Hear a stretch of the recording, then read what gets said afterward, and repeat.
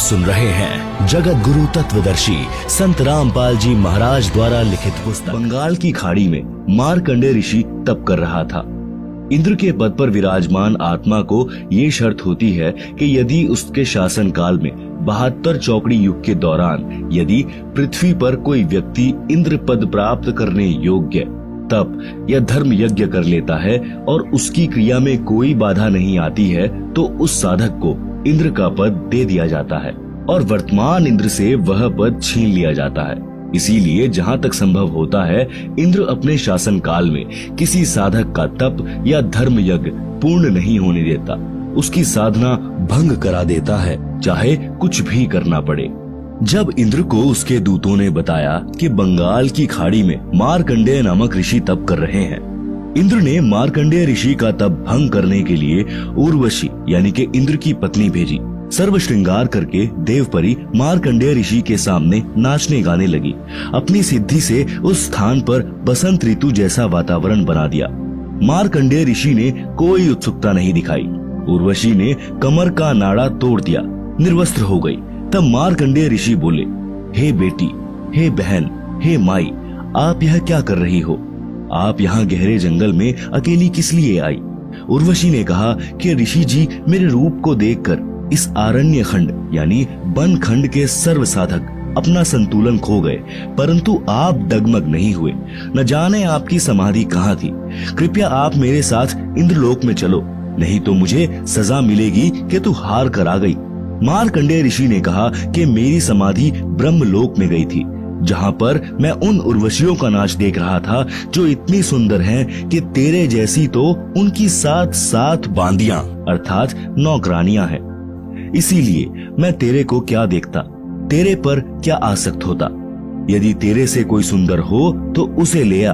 तब देवपरी ने कहा कि इंद्र की पटरानी अर्थात मुख्य रानी मैं ही हूँ, मुझसे सुंदर स्वर्ग में कोई औरत नहीं है। तब मार्कंडेय ऋषि ने पूछा कि इंद्र की मृत्यु होगी तब तू क्या करेगी? उर्वशी ने उत्तर दिया कि मैं 14 इंद्र भोगूंगी।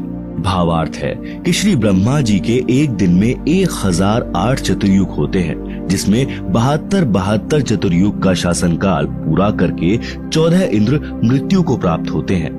इंद्र की रानी वाली आत्मा ने किसी मानव जन्म में इतने अत्यधिक पुण्य किए थे, जिस कारण से वह 14 इंद्रों की पटरानी बनकर स्वर्ग सुख तथा पुरुष सुख को भोगेगी।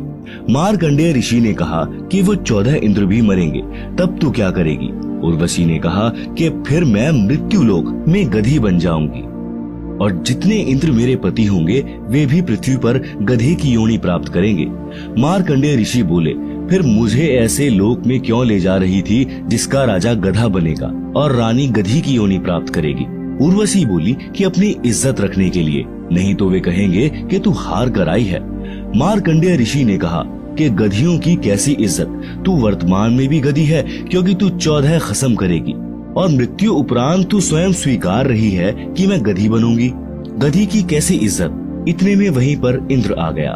विधानानुसार अपना इंद्र का राज्य मार्कंडेय ऋषि को देने के लिए कहा कि ऋषि जी, हम हारे और आप जीते, आप इंद्र की पदवी स्वीकार करें।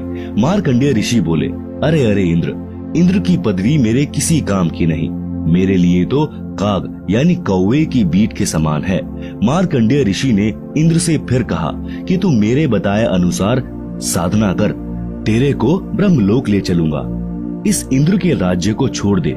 इंद्र ने कहा कि हे ऋषि जी, अब तो मुझे मौज मस्ती करने दो, फिर कभी देखूंगा। पाठक जनों, विचार करो, इंद्र को पता है कि मृत्यु के उपरांत गधे का जीवन मिलेगा, फिर भी उस क्षणिक सुख को त्यागना नहीं चाहता। कहा कि फिर कभी देखूंगा। फिर कब देखेगा? गधा बनने के पश्चात तो कुम्हार देखेगा कि कितना वजन गधे की कमर पर रखना है और कहां से डंडा मारना है। ठीक इसी प्रकार इस पृथ्वी पर कोई छोटे से टुकड़े का प्रधानमंत्री, मंत्री, मुख्यमंत्री या राज्य में मंत्री बना है या किसी पद पर सरकारी अधिकारी या कर्मचारी बना है या धनी है, उसको कहा जाता है कि आप भक्ति करो, नहीं तो गधे बनोगे। वे या तो नाराज हो जाते हैं, कहते हैं कि हम क्यों बनेंगे गधे। फिर से मत कहना, कुछ सभ्य होते हैं, वे कहते हैं कि किसने देखा है गधे बनते हैं। फिर उनको बताया जाता है कि सब संत तथा ग्रंथ बताते हैं तो अधिकतर कहते हैं कि देखा जाएगा। उनसे निवेदन है कि मृत्यु के पश्चात गधा बनने के बाद आप क्या देखोगे, फिर तो कुम्हार देखेगा कि आप जी के साथ कैसा बर्ताव करना है। देखना है तो वर्तमान में देख, बुराई छोड़कर शास्त्रानुकूल साधना करो, जो वर्तमान में विश्व में केवल मेरे रामपाल दास के पास है। आओ ग्रहण करो और अपने जीव का कल्याण कराओ।